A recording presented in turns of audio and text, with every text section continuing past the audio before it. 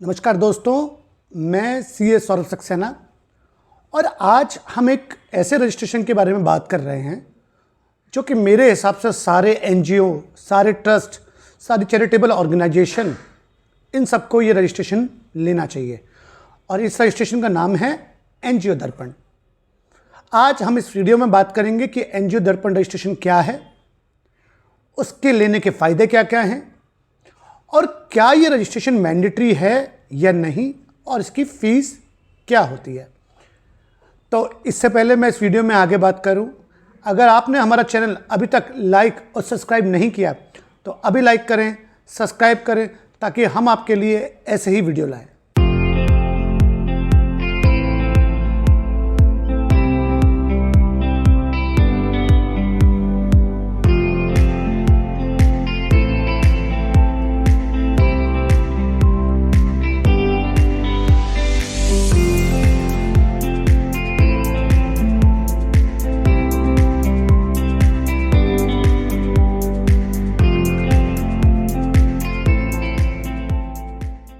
तो दोस्तों, आज हम एक ऐसे वीडियो के बारे में बात कर रहे हैं जिस वीडियो में हम आपको बताएंगे कि एनजीओ दर्पण रजिस्ट्रेशन क्या है।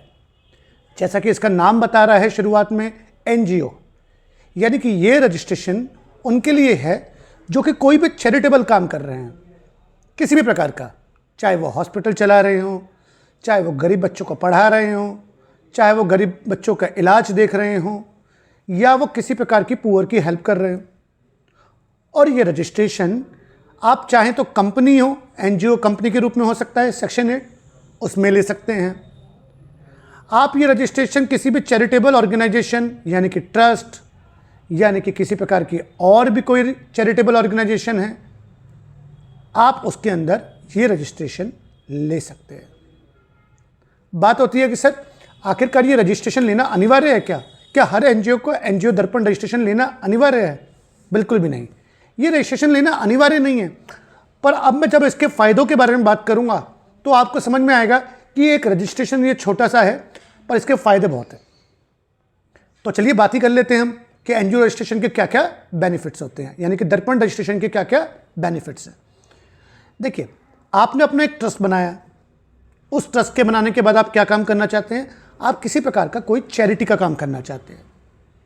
गवर्नमेंट और बहुत सारी कंपनियां जिनको हर साल अपने लिए कुछ भी चैरिटेबल काम करना अनिवार्य होता है या गवर्नमेंट चाहती है कि कोई प्रोजेक्ट पे एनजीओ पे काम करे, तो गवर्नमेंट चाहती है कि वो किसी ऐसे चैरिटेबल इंस्टीट्यूशन को ढूंढे जो उनका काम कर दे।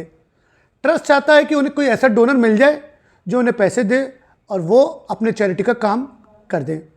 तो ये रजिस्ट्रेशन आपके और जो भी डोनर हैं, चाहे वो सरकार हो, चाहे वो प्राइवेट लिमिटेड कंपनियां हों या पब्लिक लिमिटेड कंपनियां हों, जो डोनेशन देना चाहते हैं उनके बीच में ये ब्रिज का काम करते हैं। ये एक ऐसा डाटाबेस बना देंगे जहां पे आपका रजिस्ट्रेशन भी हो चुका होगा, आपका एनजीओ भी रजिस्टर्ड हो गया होगा। तो अगर किसी को किसी भी सरकार को, सपोज करिए सरकार को, अभी सरकार ने सोचा कि हम एक काम करते हैं, बच्चों की शिक्षा के लिए कुछ एनजीओ को बुलाएंगे और उनसे कहेंगे कि आप बच्चों की शिक्षा के लिए काम करें। अब सरकार के पास आपके एनजीओ का डाटा कहां से आएगा? आपका एनजीओ अगर शिक्षा में काम कर रहा है तो सरकार के पास वो डाटा नहीं है ना। तो वो डाटा लाने के लिए आप जब एनजीओ दर्पण में रजिस्ट्रेशन कर देंगे तो आपका एनजीओ ऑटोमेटिकली ही आपका एनजीओ सरकार के पोर्टल पर रजिस्टर्ड हो जाएगा, यानी कि सरकार के बैंक में आ जाएगा। अब अगर आपको सरकार को आपको रजिस्ट्रेशन, आपको कुछ भी चैरिटी का देनी है तो सरकार उसमें से छांट लेगी कि कौन कौन शिक्षा में काम कर रहे हैं और वहाँ पे आप अप्लाई भी कर पाएंगे कि आपको उस प्रोजेक्ट के अंदर, अगर गवर्नमेंट ने कुछ सोचा हुआ है तो उस प्रोजेक्ट के अंदर आपको भी डोनेशन मिले ताकि आप भी ये काम कर सकें। तो आपने समझा ना कि दर्पण एक तरीके से गवर्नमेंट के पास एक डाटाबेस बना रहा है, जिस डाटाबेस के अंदर कोई भी public limited company, private limited company या कोई भी इसी प्रकार की एंटिटी करना चाहती है, डोनेशन देना चाहती है, तो उसी डाटाबेस से वो देख लेगी। क्या सर इस रजिस्ट्रेशन की कोई फीस, सरकारी फीस है या ये रजिस्ट्रेशन की क्या सरकारी फीस होगी? इसकी किसी भी प्रकार की कोई सरकारी रजिस्ट्रेशन फीस नहीं है, सिर्फ जो प्रोफेशनल फीस लेगा आपसे वही फीस लगती है। सर इसके अंदर इस रजिस्ट्रेशन को कौन कौन ले सकते हैं? मैंने जैसा आपको बताया, कोई भी सेक्शन 8 कंपनी, कोई भी ट्रस्ट, कोई भी आपका चैरिटेबल ऑर्गेनाइजेशन, वॉलंटरी ऑर्गेनाइजेशन, जो भी ऐसा काम कर रहे हैं जहां वो लोगों की भलाई का काम कर रहे हैं, किसी भी रजिस्ट्रेशन को लेके, वो ये रजिस्ट्रेशन ले सकते हैं। क्या क्या डॉक्यूमेंट्स लगेंगे? अगर आप ट्रस्ट में हैं तो ट्रस्ट की डीड, कंपनी में हैं तो कंपनी के कागज़, और अगर आप कोई और तरीके के रजिस्ट्रेशन लेके चैरिटी का काम कर रहे हैं तो उसका रजिस्ट्रेशन, और किन्हीं भी 3 जनों की केवाईसी। 3 जनों की केवाईसी क्यों? जिसमें हम बता सकें दर्पण के अंदर कि हमारे इस ट्रस्ट के अंदर, हमारे इस एनजीओ के अंदर कौन कौन चेयरमैन है, कौन ट्रेजरर है, कौन सेक्रेटरी है।